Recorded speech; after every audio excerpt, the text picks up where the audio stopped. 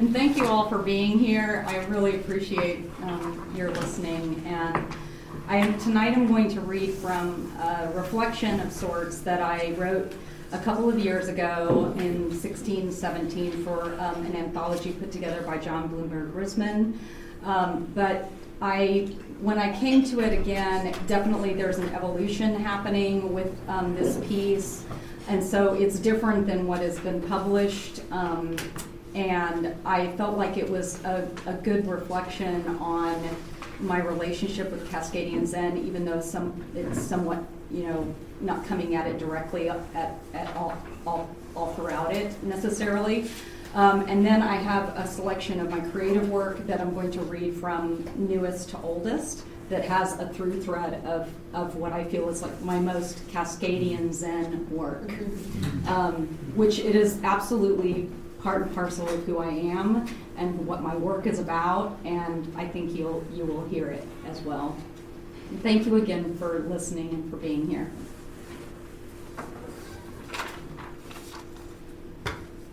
I've been thinking a lot about the damage a binary way of being is to the fabric of our nation and the planet since the godforsaken election and all of its aftermath.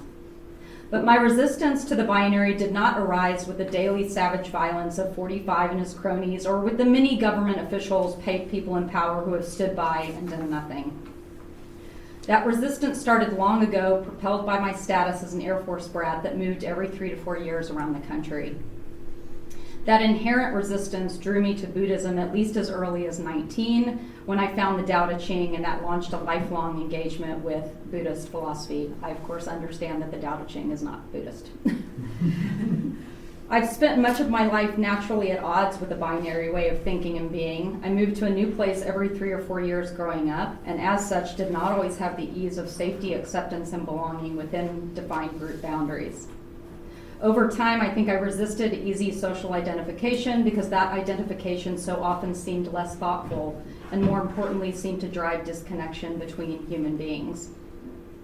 Whether between family or in relation to broader communities, local and global, I've spent a good chunk of my adult life trying to build rather than blow up the bridges, trying to connect people and ideas across chasms social, political, and cultural. 45's administration, what I like to call the overcurrent, takes a binary way of being to a whole new level and has been one of the greatest challenges to my practice, given the familiarity and experience with narcissism in my family of origin. A narcissist is a walking embodiment of us and them, a violent physical manifestation of the ugliness we must face fiercely for our planet's well-being. It's not as if we weren't already operating in a culture that can't see other human beings as human beings. Nuance requires critical thinking. Nuance requires us to see outside of black and white.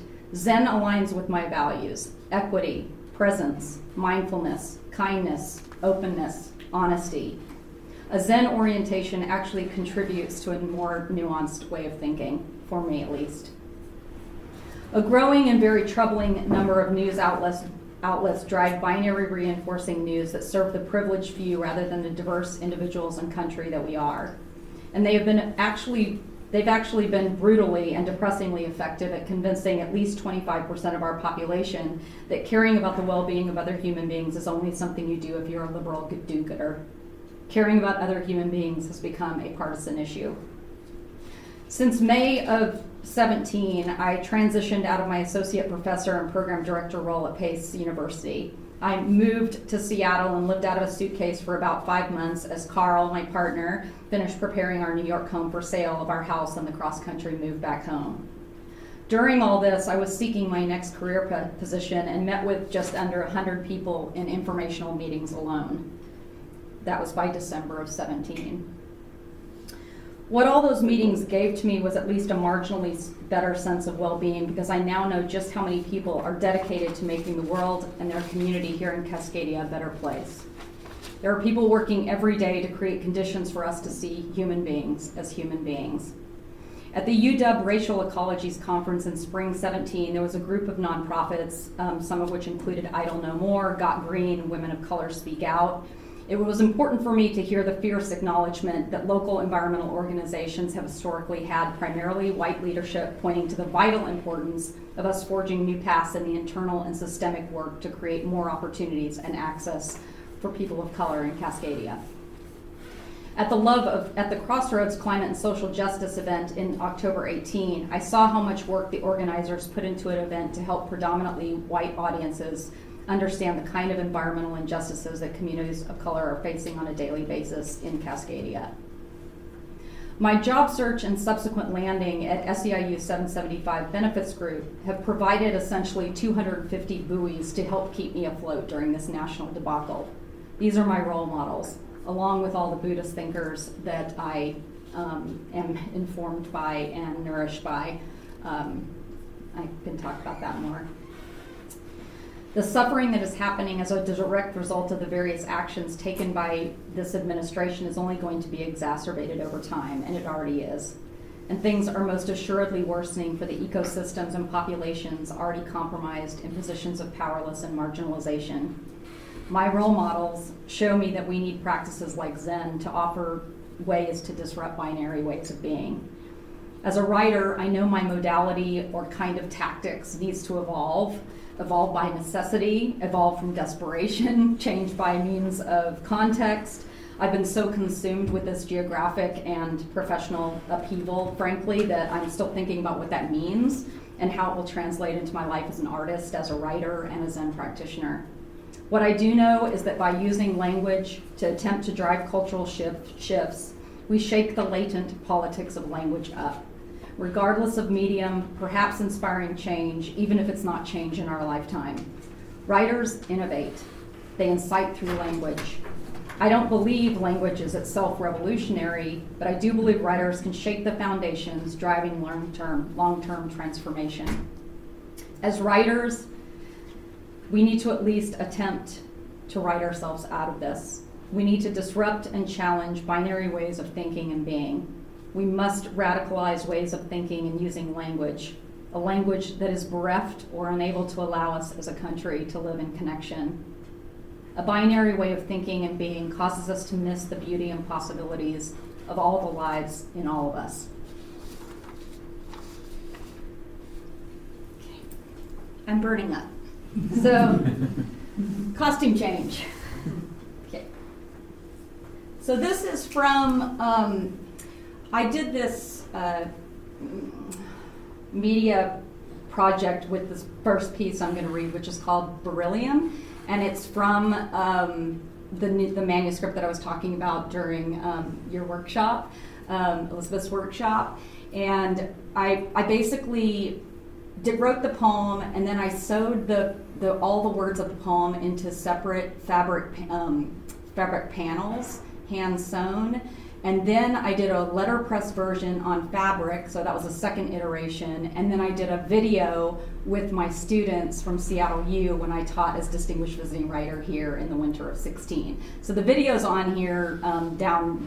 I don't know if we'll have time to watch it, but I just wanted to let you know it's there if it interests you at all because of Seattle U connection or whatever. Okay.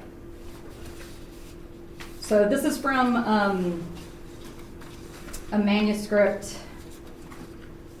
about climate migration. Let me correct myself. I have two manuscripts. They started out as one. One's climate migration, one's about mothering. Okay? They're really one book. They need to become one book. That's where I'm headed. So this is from that. Beryllium. Precious blue-green mothering, an arrival already layered, knot, buckle, and blood. Split from and another mother among the velvet and sheen, the architecture of language and a fertile mind. Ink showers. An ideal place is an ideal wing. To gather oneself from pieces, earth-strewn, a moss-infested throne, stone and rattle, as much the fern as the sycamore and the living sea. That's really my love poem to the Cascadian region, by the way, I think. I'm pretty sure. Desolation first. That's Desolation Peak for the climbers in here. Desolation first. 1. A buck approaches the campsite, velvet antlers, fireweed spreads like its name, the first plant to grow in forests after fires burn back vegetation. But this is a day made of sun. Still words swallow our tongues, we take them into our thighs, the height. 2. Trying to read the glacial flower, the way glaciers grind against bedrock. One knows more than the others. Is it tree or 3? Desolation or elation? Are we climbing to or between? 3. Motor and wed sprayed with the Blakewater together in transport fueled by westbound and pulse. Deciphering the switchback, the back and forth recall. Stories we only tell ourselves. The absent hair twirl. The geometry of eyelashes. Blue hair that smells like memory. Fresh coffee, nicks on the bamboo floor, from the mountain another mountain, peaked edges. Let the afternoon swim beneath itself. 4. There is much to learn of the relationship between silence and speech, comes from this day's trifecta. Distance and intimacy underlined by the lake, insinuated through grounded needles and angled space. 5. Landscape lexicology, not a collage, but assemblage.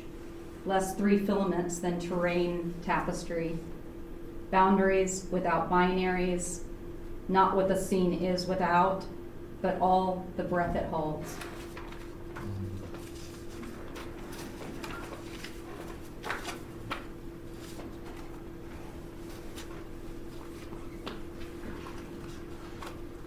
So I'll read a couple next from my newest published collection, which is Keep.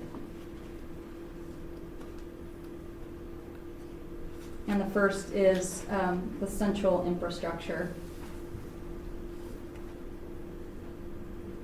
which is a phrase I made up myself, by the way.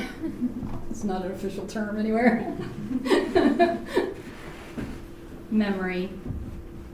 Hippocampus, cerebellum, amygdala, basal ganglia, the song recalls a day.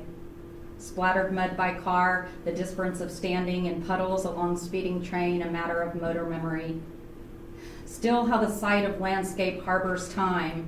Floral umbrella, its unneatly wrapped end. Bodies mutually exclusive, but memory. Vehicles in overpopulated city. Inharmonious, contingent. Phenomenal world. Being remains time, forms inside without screen, fog across the river, gaps answer, who calls the senses hell? Small glittering bodies, fastened, thus plagued.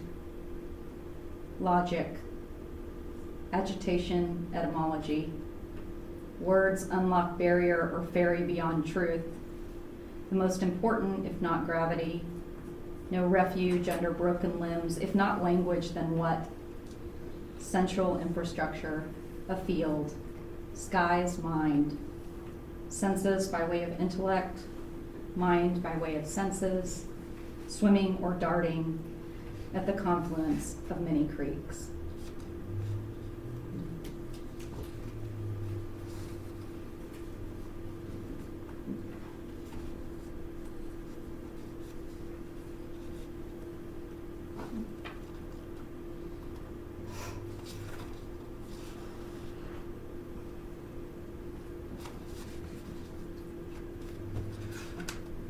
A mansion made of stone binds to self. Small fingers coordinate mind and world. Clockmaker or cartographer, there is a reason to resist home. Over and over, windows burst wide open.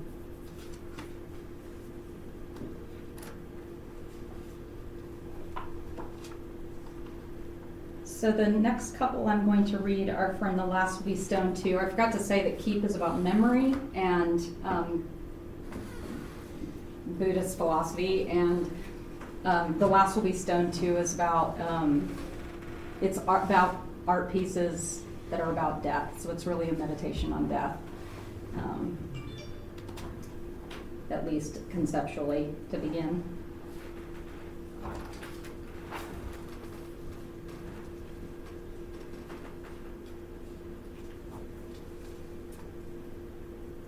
Do you want to read with me? I have some italics. Oh, you? Yeah. So this is what it looks like on the page. Okay, so I'm getting him to read the italics just so we have some polyvocality going on. Thank you. Yeah, you can do the italics. Migration, East Coast edition.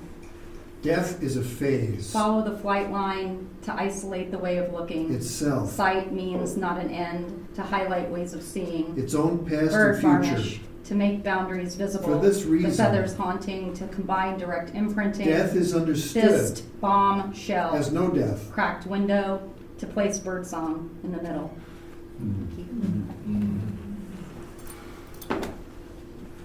It always is more like what I think about it in my head when I do it like that, because that's the way I hear it myself, or when I wrote it.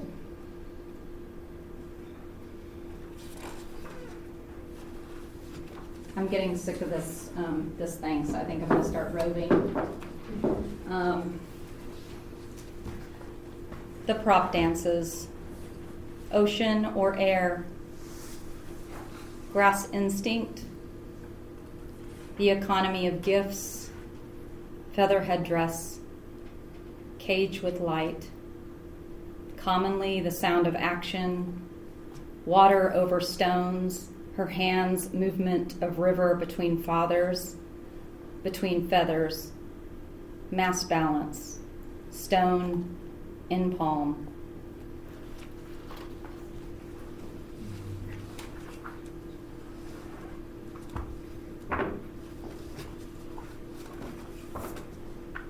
I'm going to read one from Hélène, which is a novella in verse, and it's about a young woman in 19th century France that works in a factory convent, and she dreams, no matter how misguided, of a life that's better in China, and she starts imagining this person in silk production in China because she's working in silk production in France, and has a kind of dialogue with this person.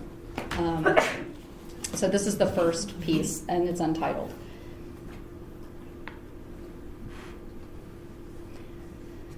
Some girls will color their toenails salmon, but I do not.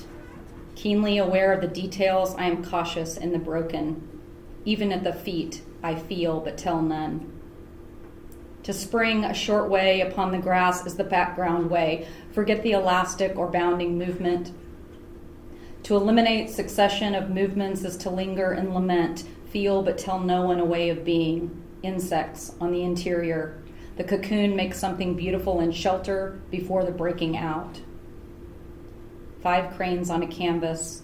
In motion, one follows a different direction. Volcano and art, a tree and land below clouds, above like candy, gray and black and brown. Or fat-bodied horses, 3 white, 1 dark, only the hind end, a spectacle of one. Deeper bronze, the traced in gold. Severe monuments, geometric, full of martial illusions, symbols like eagles and stars. Color is our advance in chemistry, the domain of artificial teinture, a gold and silver mix, a polychrome cloak. Translucent flowers in yellow, green, and blue. Wooden is the immoral architecture. In the factory, it looms straight down. So this is from Elements, and I'm going to read silicon and radium. And these are very different pieces.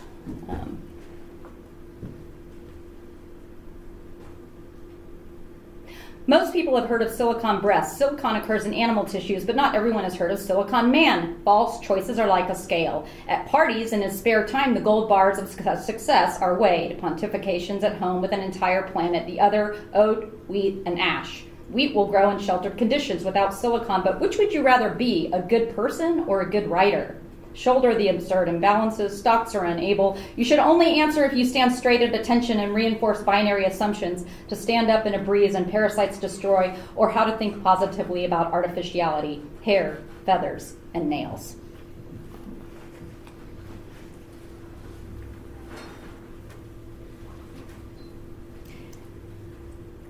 So radium, the one I'm going to read next is, oh my God, I'm blanking out. I haven't taught a poetry class in a while, so I'm like, that thing when you write the poem about poetry. Ars Poetic. Thank you. God. It's been a long week. This is my second conference inside of 5 days. Not presenting, but nevertheless. Radium or two reactions. Jolie might not be one of your color colony dates, but I know just what you, calm to coordination, might say. These luminous treasures before me might not be at brink of what's poisonous, but pollen down the river like women we lost passes like a morning cooking, a mother long-lived and radiant, where brown-eyed Susans light everywhere, satisfied by marking granite. In fact, old poisonous unintelligibles die hard sunrise-wise, imagining luminous treasures we share golden kill. I'm interested in lab tables, but the burn, haven't we done all we could do? Did I tell you heart and mind possess the same character in Chinese? Whether oatmeal or spectral-lined griddle cake, we have something here. At her house, they aren't dates, they're photographs. Deadly reflections of trunks and foliage agree they hurt, like blood on the page from the tiny spider reaction, the sound of gunshots, extraterrestrial, take breath. 4 empty green chairs by the ongoing hair fire heave, where her fire burning bright, the half-poisoned night. When we dead awaken, yellow bird cries like tin, outcrop kitchen memory irradiates, becoming swerves. How far would she really be? I mean, coming from spontaneous fire. This is perhaps what we all want, the dove cooing new metal delight, or the discovery something frightening is not simply coloration. Our product is acknowledgement of deadly potential. Talk to the scientist, the artist of hope in view. Reluctant, the light gives understandable pride. So, vista burden, minute etching, throat thicket, so now will you.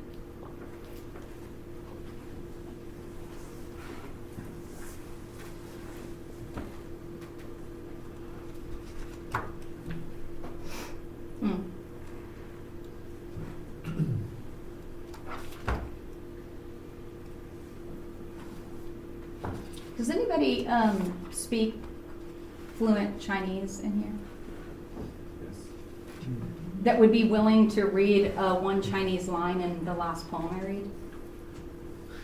I can do it. Okay, cool. I mean, I have the phonetic pronunciation of it, but I know I'm going to not do it well, even though I was trained to do it better. I think that I would love it if you would be willing to. So you have a minute to think about it, because I'm going to read another one first. Okay. I don't want to put you on the spot.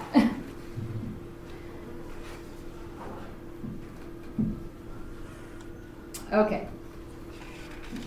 So my last poems and elements, so as you might have gathered, all the elements poems, if you don't already know, are like individual elements, aluminum, radium, all that. So there are these unusual elements that have only been created in a lab, and they're the U elements, like unanoctium, unpentium. And so I took the liberty of using those to write just poems and about whatever I wanted, but it really became a meditation about this place and death, and it was kind of a precursor to the Last Will Be Stone 2 book, because this was the last section in that book, and then that's the book that came next. In my poetry, Helene came next technically, but you know what I'm saying. So that may or may not be of interest, but I thought I'd let you know that. And this poem was for Carl. I wrote it at Port Townsend Writers Workshop after taking a really lovely walk on one of the trails that are nearby. Unanoctium. 2 epigraphs. May I disappear in order that these things that I see may become perfect in their beauty from the very fact that they are no longer things that I see. Simone Weil from Gravity and Grace. The tree, an incessant trembling bridge. Eileen Miles.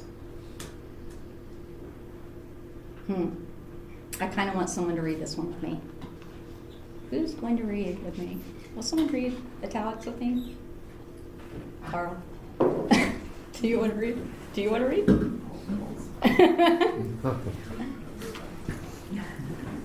Come on, Paul. You'll be my... Italicizer. And we can do it the same way, like if it goes on. That small font. Oh, yeah, okay. Okay. You do the italics. Let go and allow this almost disappearing act. Here we were at Applebee's discussing half-life. Once I always said, it is easier to leave than to miss. A life had passed, silvery white or gray. Though curves of the Madrona's landscape attract me. Waitresses swarmed in microseconds. It was finally your body that fit. And just swept it all away. Death, my best friend, is an unmarked corner. A spill. Twilight, always a comfortable place for a welcome home. Or child's experiment. How pleasant to have yarrow and fuchsia bloom. A human life passed. In stuffed little booths. Here between the chattering chairs like white caps on sea. Some 70 or so people just kept eating. I am surprised for no reason to cry. How would ancient tribes respond? Follow the evergreen trail markers. Bridging this life between. Thank you. I need glasses. Yeah, you and me both. I think we are not alone in the room. That story happened. Carl was in New York. I was here, and he was at an Applebee's with his family, and a person passed away while he was having dinner.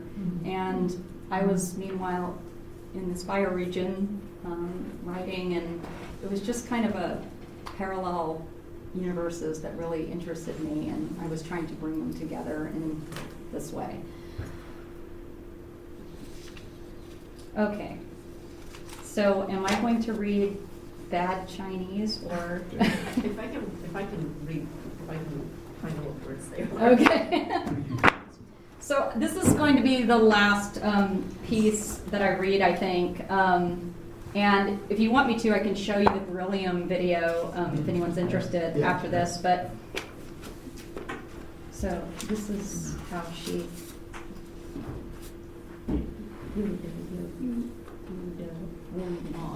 Yeah, easy Buddhism stuff. Okay, so this is the last poem in my very first book ever, which is Our Parenthetical Ontology. What an ambitious title, yeah. First book, yeah.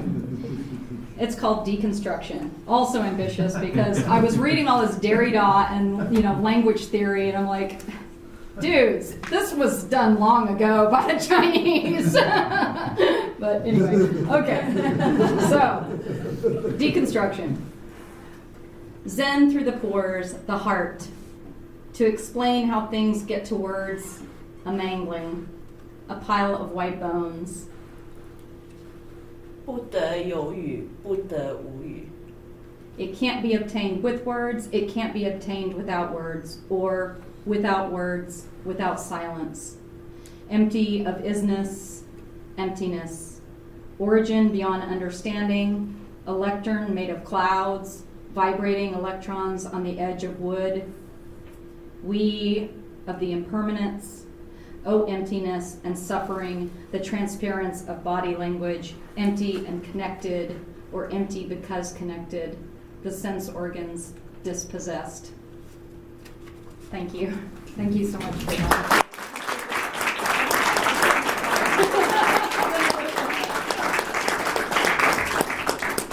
Oh, and I forgot to tell you, for those of you who were here for the workshop, Elizabeth's workshop, it's Renee Lertzman, not Lundquist. I don't even know who Renee Lundquist is, but I'm sure I know her, and she's somebody else that does fantastic things. It's just not what I was talking about.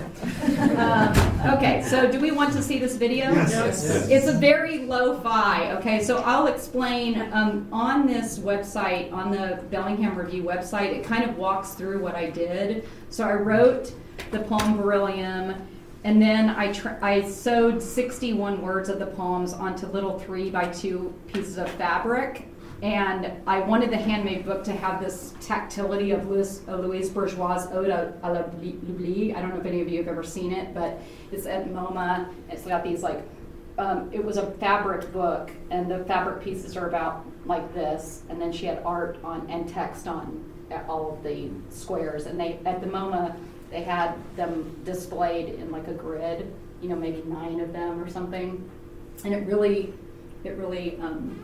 impressed me and made an impression.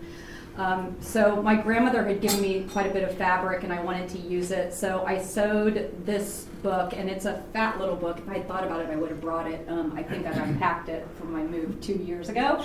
But it's about this thick, and then what I did is I used more of that fabric and did a letterpress on fabric of the book, so it was a different iteration of it. And then I did this video, and I had all my students in the Seattle U. I taught poetry off the page, like it was mixed media poetry, like about bookmaking and all manner of book arts, and alternative to taking poetry off the page. But anyway, they kindly, generously offered to be in the video, and this is it. Hopefully it'll work. Beryllium. Precious blue-green mothering. An arrival already layered, knot, buckle, and blood. Split from and another mother among the velvet and sheen. The architecture of language and a fertile mind. Ink showers.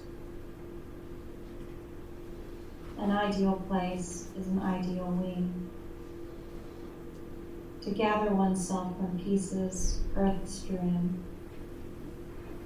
A moss-infested throne, stone and rattle, as much the fern as the sycamore and the living sea.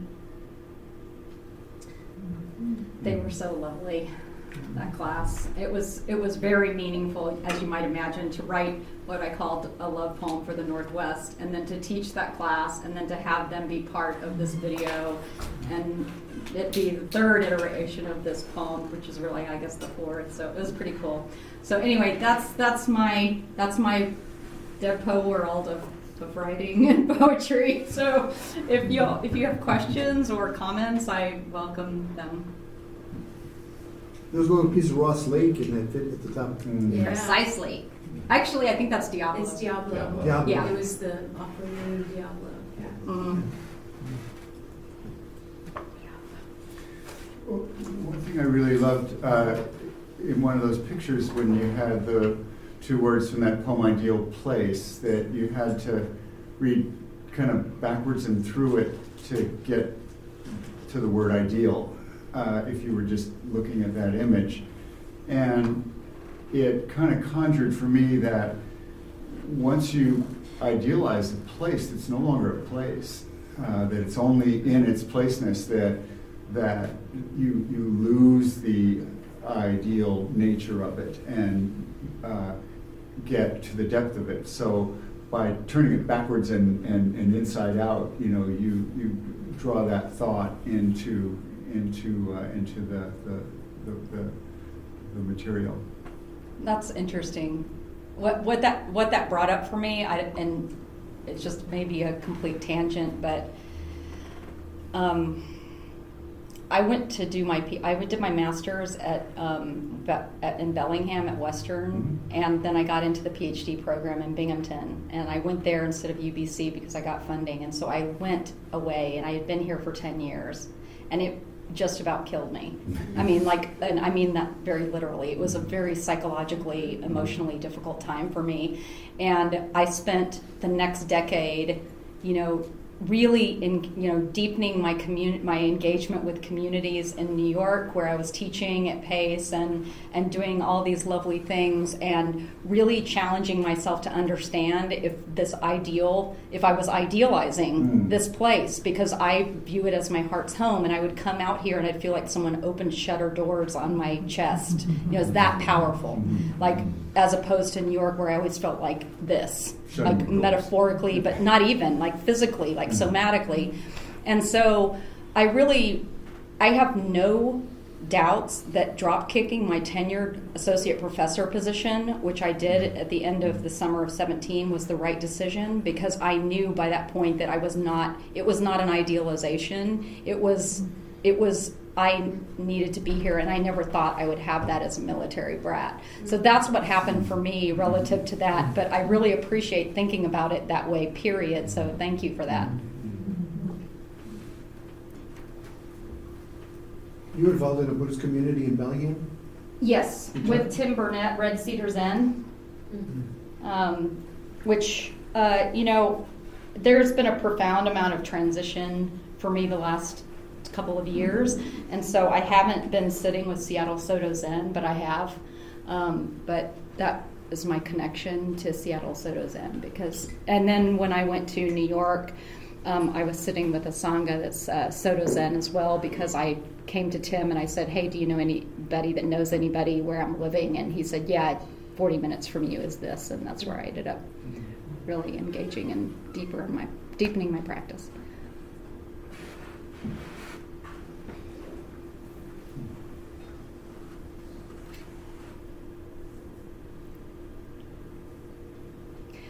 Trying to think of what I want to ask you. Is that wrong? That's good. Question. Maybe not just to you, but to all the poets in this room, is it's a question that I've really been grappling with for many years. Do you think poetry is necessarily oral performance?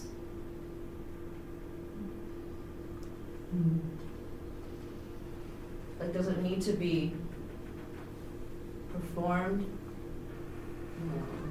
or spoken orally? Yeah, I probably have, I'm sure there are very different answers throughout this room, but for me personally, I really relish translating my work into other mediums, and I think that when I perform my work, I try to have a spirit of like a particular poem. If you notice, my tone changes because I want that tonal thing happening, and I want the spirit of the poem, even if it might be nonlinear or fragmented language. I want there to be something that is like taken from the poem, that's an emotion or whatever. And so I think that in that way, performance is an essential part of it, because it's a way of manifesting the work, and the work is going to manifest a different way. And especially for me, because I hear it again and again, how much different my work is out loud than it is on the page. And I'm not a very, I don't read a lot of poets don't read with that level of performance, but I feel like I do, and I think it's because of that translating into other mediums enjoyment or aesthetic or whatever you want to call it. But I'm curious about what other people think about their own poetry. Yeah, I would say that it's a very important part of a poem for me to perform it out loud, because when I'm writing, I'm hearing the words. I'm hearing them as much as, I'm hearing their sound as much as where they might be connecting in terms of idea, concept. Mm-hmm. And so the poem has a sound body, and if you just read it, you don't necessarily pick that up off the page. Right. That's beautifully said, sound body. I guess I was just thinking of Mallarmé. Yeah. Mm-hmm. It's like it has like the horizontal and diagonal lines, and your eyes sort of just have to move along. I love that. Not necessarily listening, right? You're really just So nice. reading it. I mean, it's visual, but a different level, because you're really just, you're following the words, and then you're going down, or up, or diagonal, or across, or out of the page. But I Yeah. guess that, I was right? thinking of sort of, when you asked that question, I was like, oh, I actually don't think that a poem needs to be read out loud or performed. But I think a lot of poetry depends on sound, but when it comes to things that are actually just acting performatively or that are visual, they have a performativity about them that's kind of embedded in it. So someone like Mallory May, he's very performative with language because the language is performing something in a very different way. I don't know that that kind of poetry needs to be read out loud to have the experience it's intended. And like, I think I would, when you were asking that question, I was also thinking of the poet, this very visual poet, Nico Vasilikis. He used to live here, now he's in New York. And like, there's no way to read that. You know, you just like, can't even, but the way that it performs visually is. But it has that element, it's not the voice that it's coming through, but it's coming through the body, because he composes those poems on a touch screen using almost Jackson Pollock-like, with his fingers making these movements, and it's kind of more of a ritualized kind of patterning that's happening. So it's coming through the body, even though it's not necessarily coming through the vocal cords and the voice. We used Nico's in that class that I taught here. Yeah. We used the visual poetry anthology that Yeah. he edited. It's pretty awesome. Yeah, it is pretty awesome. Yeah, I'm always like, how your brain works in weird, strange, amazing ways. Yeah. Yeah. That was wonderful. Thank you. So much.